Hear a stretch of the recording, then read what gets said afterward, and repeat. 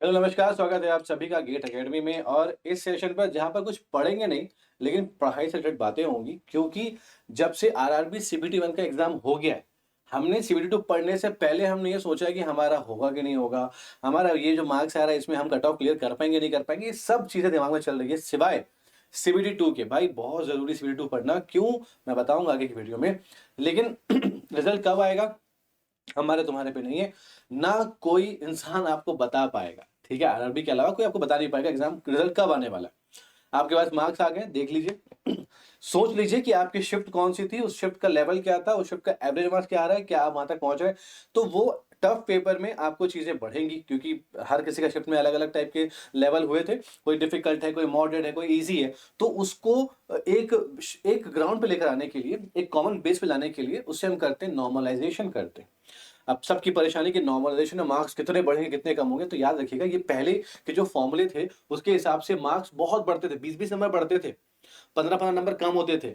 लेकिन अभी वैसा नहीं है, फ़ॉर्मूले में बदलाव आ गया है, तो कुछ बदलाव होंगे, टफ़ वालों को थोड़ा-सा मार्क्स में एडिशन किया जाएगा, ईज़ी शिफ्ट वालों के मार्क्स में कमी आई जाएगी, तो वो बैलेंस करके सबको एक लेवल फ़ील्ड पे लाया जाएगा। उसी प्रोसेस को हम कहते हैं नॉर्मलाइज़ेशन, ठीक है?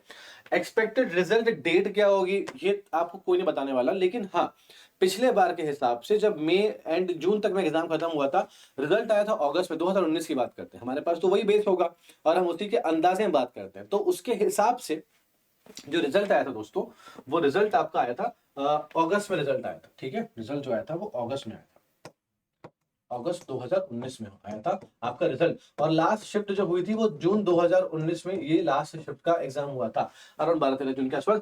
अगस्त में रिजल्ट आ गया था 13 ऑफ अगस्त को, ठीक है? Result date. और सबसे डरने वाली बात बताऊं क्या है? डरने वाली बात पता है क्या है? कि इसके 15 दिन के अंदर में, यानी कि 28 ऑफ अगस्त से आपका सीबीटी 2 शुरू हो गया। तो समझ रहे हो, रिजल्ट आने के 15 दिन।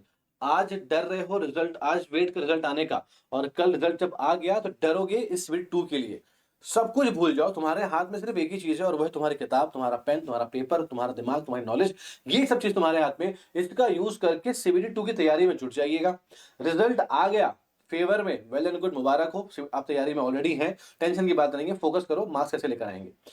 बाय चांस कि रिजल्ट नहीं आया हमारे फेवर में, हम क्वालिफाई नहीं कर पाते सीबीटी 1 में, तो ज़िंदगी खत्म नहीं होगी यार। ज़िंदगी में बहुत सारे एग्ज़ाम होने वाले हैं, तरस लग जाइए। यूपीपीएससी यही भी आ रहा है, आपका अगला एग्ज़ाम तैयार है आपके लिए प्रिपरेशन करने के लिए, उसमें लग जाइएगा। इसके अलावा आरआरबी भी उसके अलावा बहुत सारे एग्ज़ाम भी आएँगे। तो तमाम एग्ज़ाम आपके पास लाइन में है, क्यू है, पाइपलाइन है, तो टेंशन एसएससी जेईई आ जाएगा। तो ये सब एग्ज़ाम है दोस्त, तो पढ़ी हुई चीज़ वेस्ट नहीं होती। इसको अगर आपने फ़ॉलो कर लिया तो आप रिज़ल्ट का वेट करे बिना आप एग्ज़ाम की तैयारी करेंगे, जो कि आने वाले समय पर होने वाला है। इस बात को प्लीज़ गौर से समझ के नोट करके दिमाग में रख लीजिएगा। अब क्योंकि मैंने लिखा था कि मैं बता रहा हूँ आपको नॉर्मलाइज़ेशन होता कैसे है, कितने मार्क्स बढ़ेंगे, तो ये बताना उचित नहीं होगा, लेकिन हाँ, ये बता सकता हूँ कि ये होता कैसे है, ताकि आपको ये आइडिया हो जाए कि भाई ये इतना महँगा प्रोसेस था, उससे अच्छा है कि मालूम चल जाता रिज़ल्ट आने के बाद में। तो उसका एक फ़ॉर्मूला जो कि आरआरबी जेईई द्वारा जारी किया गया आरआरबी के द्वारा, वो ये है कि आपके परसेंटाइल, ये मेरा नाम, my name is Arif Khan, ठीक है? तो ये नाम से मैंने माना कि मेरे मान लो परसेंटाइल आते हैं, उसको ए मान लिया। ये तमाम एक फ़ॉर्मूला है कि कहाँ से पहुँचेंगे ना, ये बताता हूँ। तो सबसे पहली चीज़ आपको दिख रहा होगा यहाँ पर कि भाई साहब ये परसेंटाइल क्या होता है? परसेंटेज मुझे पता है। परसेंटेज मुझे पता है कि नंबर ऑफ स्टूडेंट्स अपीयर्ड, ठीक है? और उसमें आपने total number of students appeared और total number of students give examination multiply by 100, ये मिल जाएगा परसेंटेज, ठीक है? लेकिन marks obtained by total marks multiply by 100 marks हो जाते हैं। परसेंटाइल क्या होता है दोस्त? तो बोलना जितने बच्चे अपीयर हुए थे, जितने बच्चे अपीयर हुए थे। मान लीजिएगा कि आपके एग्जाम में 1000 बच्चे अपीयर हुए थे, मान लेते हैं, ठीक है?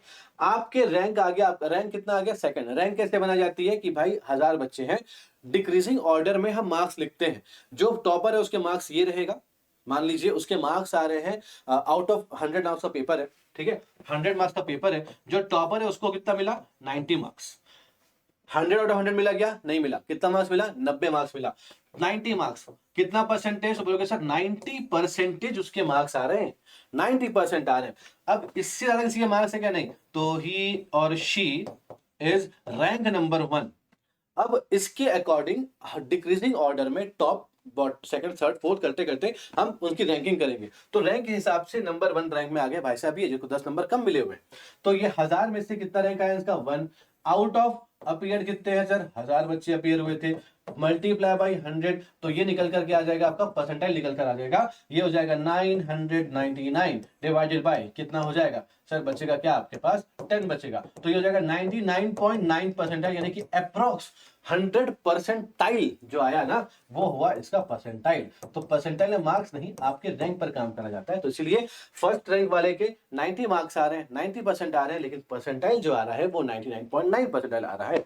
तो ये आई होप आपको समझ में आ गया, बहुत से बच्चे यही नहीं जान रहे क्या होता है परसेंटाइल, ठीक है। तो इसी परसेंटाइल को यहाँ पर फॉर्मूले में इस्तेमाल किया गया है। अब यहां पर एक और टर्म लिखा हुआ है, वो लिखा हुआ है सर बेस शिफ्ट। अब ये बेस शिफ्ट क्या होती है, एक नई चिड़िया का नाम आपके सामने हाजिर है, वो क्या होती है वो समझते हैं। आई होप ये वाला पॉइंट क्लियर हो चुका होगा ना, तो कमेंट पे ना कमेंट जरूर कर देना कमेंट बॉक्स पे, क्योंकि वो मुझे खुशी करेगा कि भाई हाँ इसको समझ में आ गया। ठीक, चलो तो मान लेता है एक एग्जाम में ले रहा हूं, मैं आपका एग्जाम ले रहा हूं क्योंकि आपके एग्जाम में 9 शिफ्ट आई थी, मेरे पास जगह नहीं 9 शिफ्ट बनाने के लिए, मैंने पेन का इस्तेमाल करके बनाया हुआ है, ये सब में टाइम को स्पेंड नहीं करने का, ठीक है। शिफ्ट 1, शिफ्ट 2, शिफ्ट 3 और शिफ्ट 4, 4 शिफ्ट में एग्जाम हुआ। टोटल उस एग्जाम में 100 बच्चे अपीयर हुए थे, 25 25 25 25 करके 4 शिफ्ट में। पहला पॉइंट क्लियर हो चुका होगा। अब मैं तो नहीं पहुंच पाया एग्जाम देने के लिए, ऐसे बहुत से बच्चे एग्जाम देने पहुंच नहीं पाए होंगे, ठीक है, मैंने एग्जाम नहीं दिया, मैं बस बता रहा हूं, ठीक है। तो क्या हुआ, 15 बच्चे यहां पर पहुंचे आउट ऑफ 25, 13 बच्चे यहां पर पहुंचे आउट ऑफ 25, 10 बच्चे यहां पर पहुंचे आउट ऑफ 25 और 20 बच्चे यहां पर पहुंचे आउट ऑफ 25। तो हर शिफ्ट में अलग अलग नंबर ऑफ स्टूडेंट्स अपीयर्ड हुए हैं एग्जाम में, तो these are the students appeared और present in the examination out of the total students in the examination, ठीक है, 25 में से 15। अब इनके कुछ मार्क्स होंगे, 15 बच्चे ना उस शिफ्ट वाले, उनके कुछ मार्क्स आए होंगे 1 2 3 4 5 6 7 8 9 10 11 12 13 15, नहीं लिख रहा हूं मैं, ठीक है, नहीं लिख रहा हूं, हम रैंडम एक नंबर लेके काम कर लेंगे। आउट ऑफ 100 कुछ एग्जाम दिए होंगे, इनके कुछ मार्क्स आए होंगे, हमें फर्क नहीं पड़ता क्योंकि मैं लिखूंगा तो मैं भी अपने हिसाब से लिखूंगा। पहला एवरेज स्टूडेंट्स, ये क्या चीज है सर, ये क्या बला है, ये बला क्या है, हम क्या करने के लिए आए हैं इस पेज के अंदर पे, इस पेज में हम इसीलिए हैं क्योंकि हमें बेस शिफ्ट पता लगाना है कि उस एग्जाम में किस शिफ्ट को आधार मानकर बेस मानकर नॉर्मलाइजेशन के फॉर्मूले में अप्लाई किया जाएगा, ठीक है। बहरहाल अभी अपने पास 4 शिफ्ट है सर, तो एवरेज बच्चे कितने होंगे, तो एवरेज का फॉर्मूला मैथ्स, ठीक है, total number of students divided by total number of shift, तो 20 और 10 30 45 13 58, 58 आउट ऑफ 4 ये हो जाएगा 14.5। तो एवरेज क्या बोलोगे सर, 14.5 आपका एवरेज आएगा। क्लियर, टोटल डिवाइड बाय 4 किया, एवरेज बच्चे निकल कर आ गए 14.5 हर शिफ्ट में आ रहे हैं, ठीक है। टोटल मार्क्स मान लेते हैं कितने कितने मार्क्स हो रहे हैं, तो कुछ मार्क्स इनके सम किया तो यहां पे कुछ मार्क्स आएगा, इनका भी सम करूंगा कुछ मार्क्स आएगा, इनका भी सम करूंगा टोटल मार्क्स आ जाएगा, इनका भी सम करूंगा यहां पर टोटल मार्क्स आ जाएगा। इसके हिसाब से जो एवरेज आ रहा है वो एवरेज में मैं मान रहा हूं, मैं ऐसा मान रहा हूं, इसका एवरेज आ रहा है 57, इसका एवरेज आ रहा है 73, इसका एवरेज आ रहा है 17, मैं रैंडम ले रहा हूं, ठीक है, इसका एवरेज आ रहा है 62। ये अलग अलग एवरेज मार्क्स आ गए ना, और आउट ऑफ 100 पेपर था तो एवरेज मार्क्स ये सब आ गए। अब मुझे यहां पर देख, हमें क्या करना है, ध्यान देना, सबसे पहला point, choose the highest average shift as the base shift, ठीक है। अब यहां पर जो टोटल मार्क्स आए होंगे उसमें डिवाइड किससे करोगे आप, 15 से करोगे तभी एवरेज मार्क्स आएगा। यहां पर टोटल मार्क्स जो आए थे उसको डिवाइड किससे करोगे, 13 से करोगे तो एवरेज मार्क्स आएगा। यहाँ पर टोटल मार्क्स जो आया था उसको डिवाइड किससे करोगे, 10 से करोगे तो आपका एवरेज मार्क्स आएगा। यहाँ पर टोटल मार्क्स जो आया था उसको डिवाइड बाय 20 करोगे तो आपको ये मार्क्स मिलेंगे जो कि एवरेज मार्क्स होंगे। आई होप ये था क्लियर होगा। अब क्या बोला इसमें फॉर्मूले पे कि बेस शिफ्ट वो शिफ्ट होगी जिस शिफ्ट के सबसे ज्यादा एवरेज मार्क्स हो रहे होंगे। मेरे हिसाब से मेरी नजरें कहती हैं कि भाई जाओ और तुम इसको चुन लो, मैंने चुन लिया, तुम हो मेरी base shift, shift number 3 is the base shift. फिर एक और नीचे क्लॉज लिखा हुआ था कि उस शिफ्ट के अंदर पे, उस शिफ्ट के अंदर में जो बच्चे आने चाहिए, ठीक है, वो कितने होने चाहिए, कम से कम कितने बच्चे अपीयर होने चाहिए, इंपॉर्टेंट चीज, ठीक है। उस शिफ्ट में जो शिफ्ट के मार्क्स ज्यादा आ रहे होंगे उसमें एक और कंडीशन ये है कि उस शिफ्ट में जो टोटल नंबर ऑफ बच्चे अपीयर हुए थे वो कितने होने चाहिए मिनिमम। तो उसने बोला कि जितने भी आपके एवरेज स्टूडेंट आए थे, जितने भी आपके एवरेज स्टूडेंट आए थे, इनका 70% निकालिएगा सर। एवरेज बच्चों का 70%, एवरेज कितना आ गया 14.5, कैसे निकाला, टोटल डिवाइड बाय 4 किया, इसका 70% करने पे कितना आएगा 10.15 आएगा। The number of student on that shift जो कि सबसे ज्यादा एवरेज मार्क्स लेकर आ रही है उसके नंबर ऑफ स्टूडेंट जो है वो इस 10.15 से 10.15 से ज्यादा होने चाहिए। जब मैं गया शिफ्ट 3 के पास में और चेक किया तो मैंने बोला हैला यहाँ तो 10 ही आ रहा, कितना चाहिए था 10.15 चाहिए था, तो हम तुमको अपना बेस शिफ्ट नहीं मानेंगे। अब जाएंगे सेकंड हाईएस्ट के पास में 62, 73 और 57, हम जाएंगे सेकंड हाईएस्ट के पास में, वो कौन है तो सर वो है 73 वाला नंबर।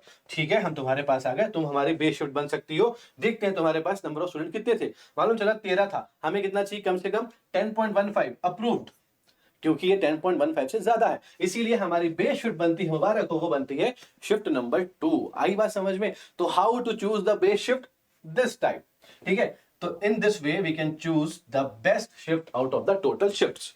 अब यहां पर जैसे हम आते हैं, मान लीजिए मेरा परसेंटाइल, मैं किसी शिफ्ट का होऊंगा मुझे नहीं पता, ठीक है, मैं कोई शिफ्ट में होऊंगा A1 2 3 4, मैं मान लो शिफ्ट नंबर 1 का था, मेरे शिफ्ट में मेरे आ रहे थे 80 परसेंटाइल। कितने आ रहे थे 80 परसेंटाइल। परसेंटाइल थोड़ा ज्यादा ही आता है, मार्क्स थोड़े से कम होते हैं, हमने देखा था एग्जांपल में 90 मार्क्स वाले बंदे के 100 परसेंटाइल आ रहे थे। मैंने मान लिया कि मेरा my name is Arif Khan, मेरा परसेंटाइल आ रहा है सर 80, मैंने उसको मान लिया A, ठीक है। N stands for normalisation. अब मेरे 80 परसेंटाइल आ रहे थे मेरी शिफ्ट में, अब मैं क्या करूंगा उससे ज्यादा, कहां पर मैं जाऊंगा, मैं शिफ्ट नंबर 1 का बंदा हूं ना, मैं शिफ्ट नंबर 1 का बंदा हूं, हमारी बेस शिफ्ट क्या बनी हुई है शिफ्ट नंबर 2, तो मैं जाऊंगा शिफ्ट नंबर 2 में। मेरे परसेंटाइल से ज्यादा का परसेंटाइल कितना होगा 85 परसेंटाइल, उस 85 परसेंटाइल वाले के मार्क्स कितने आ रहे थे 80 मार्क्स, लिख दिया। तो जो मेरे से ज्यादा परसेंटाइल था 85, उसका नाम क्या हो जाएगा A2, और जो मार्क्स आ रहे थे वो हो जाएंगे B2। अब मैं जाऊंगा अपने परसेंटाइल से कम वाले परसेंटाइल में इन शिफ्ट नंबर 2 में, तो मेरे से कम वाला हो गया 75, तो 75 परसेंटाइल वाले के मार्क्स कितने आ रहे थे 70 मार्क्स, मार्क्स को लगा दिया B1, परसेंटाइल को कर दिया मैंने A1, ठीक है। ये बन गई दो चीजें, बोलोगे सर बन गई। नॉर्मलाइजेशन का फॉर्मूला बना is equal to B1, B1 कहां से आ गया यहां से, B2 कहां से आ गया ये B1 ऑलरेडी है, A2 ये, A1 A ये वाला और A1 ये वाला, अप्लाई करा फॉर्मूले पे कितना आ गया 75, तो मेरा नॉर्मलाइज्ड मार्क कितना आ गया, नॉर्मलाइज्ड मार्क कितना आ जाएगा 75 मार्क्स आ जाएंगे। कितने आएंगे 75 मार्क्स आ जाएंगे, ये नॉर्मलाइज मार्क्स हो जाते हैं, ठीक है, नॉर्मलाइज मार्क्स हो जाते हैं। अब नॉर्मलाइज मार्क्स कैसे हो रहे हैं, तो मेरे जितने मार्क्स होंगे, मान लीजिए कि मैं बहुत डिफिकल्ट शिफ्ट में अपियर हुआ था, तो मेरे मार्क्स जो हो गए वो कम से कम कितने, उस टाइम कितने आ रहे होंगे 70-70 आ रहे होंगे, तो मेरे मार्क्स कितने हो गए अभी 75 हो गए, मेरे मार्क्स कितने हो गए 75, मेरे मार्क्स कितने हो गए 75 हो गए, ठीक है। मान लीजिए कि मैं इस परसेंटाइल में था, लेकिन मेरी शिफ्ट में जो था वो सबसे इजी शिफ्ट था और मेरे 80 मार्क्स आ गए थे, तो 80 मार्क्स आ रहे हैं मतलब मेरे मार्क्स कितने हो गए अभी 75, तो क्या हो जाएगा मार्क्स मेरे कम हो जाएंगे। तो नॉर्मलाइजेशन क्या हो जाता है लेवल 3 में लाने वाले का, जिसके डिफिकल्ट जोन में आप थे तो आपके मार्क्स में कुछ एडिशन करें, क्योंकि वहां पर मार्क्स आना पॉसिबल नहीं था ज्यादा।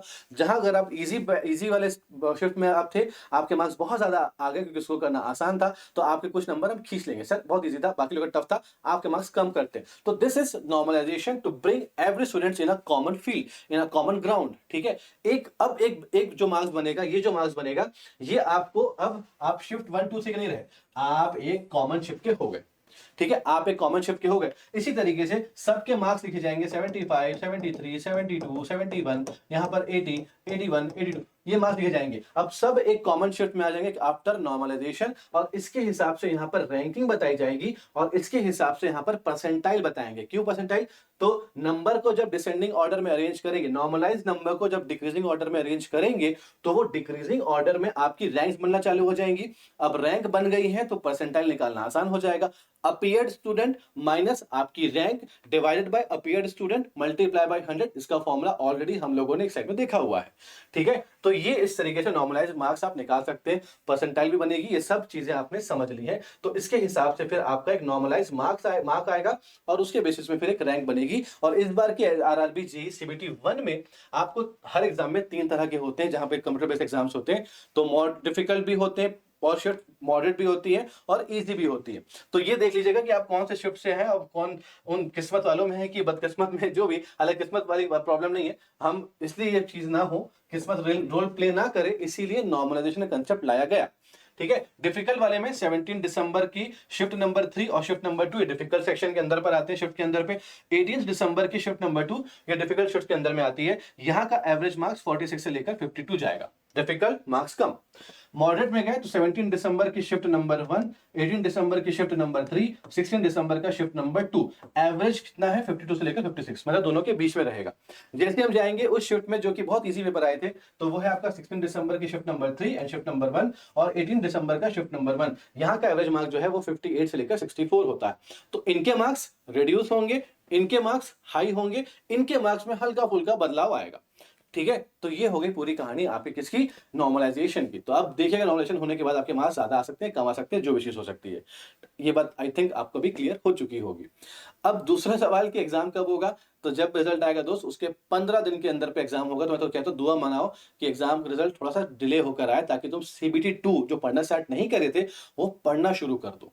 ठीक है, 150 नंबर का क्वेश्चन पेपर, 150 क्वेश्चन का पेपर आएगा। उस 150 क्वेश्चन के पेपर में से आपके 50 मार्क्स जो रहेंगे वो जीएस पर बेस्ड होंगे, और इस बार 100 मार्क्स जो रहेंगे ये आपके टेक्निकल सब्जेक्ट पर। ठीक है, आपके जो मेन सब्जेक्ट है टेक्निकल स्ट्रीम पर डिपेंड करेंगे, चाहे सिविल हो, मैकेनिकल हो, इलेक्ट्रिकल, इलेक्ट्रॉनिक्स हो, इसमें से आएगा 50 मार्क्स जो रहेंगे वो यहाँ से आएगा। जनरल स्टडीज भी आएगा यहाँ पर, इसमें आपका साइंस भी आएगा, इसमें आपका एनवायरमेंट भी आएगा, इसमें आपके क्लाइमेट चेंज भी आएगा, स्पोर्ट्स भी आएंगे, ये सब चीजें यहाँ पर रहेंगी। तो बहुत अलग तरीके की चीजें तैयारी यहाँ पे डिमांड करते हैं। ये तो आपको पढ़ना पड़ेगा ही पड़ेगा किसी भी हाल में। ठीक है, तो आई होप ये सब चीजें क्लियर हो चुकी होंगी। रिजल्ट मुझे लगता है कि विदिन अ मंथ या उससे पहले भी आपको आ सकता है, तो आपके पास बहुत कम टाइम है सीबीटी 2 के लिए। ठीक है, और आगे बढ़ना है तो सीबीटी 2 क्लियर करना ही पड़ेगा, और कोई ऑप्शन आपके पास नहीं है। तो उम्मीद करता हूं आपको ये सेशन अच्छा लगा होगा। अगर कुछ भी डाउट अभी भी आता होगा तो कमेंट बॉक्स ओपन है दोस्तों, बिंदास कमेंट कर लीजिएगा, मैं कमेंट पढ़ूंगा। अगर उस पर लगता है कि इस पर एक वीडियो और चाहिए तो मैं उसको और क्लैरिटी के साथ एक वीडियो और लेकर आऊंगा। बट आई डोंट थिंक आप सब चीजों में पढ़ें, आप सिर्फ पढ़ें और कुछ नहीं करेंगे। पढ़ेंगे तो बढ़ेंगे, बढ़ेंगे तो आप इस एग्जाम को निकाल पाएंगे, जो कि अगला फेज होने वाला है। तो अभी के लिए इतना ही। Thank you so very much, bye bye, take care, God bless you, खुश रहिए, मस्त रहिए, पढ़ते रहिए, ऑल द वेरी बेस्ट।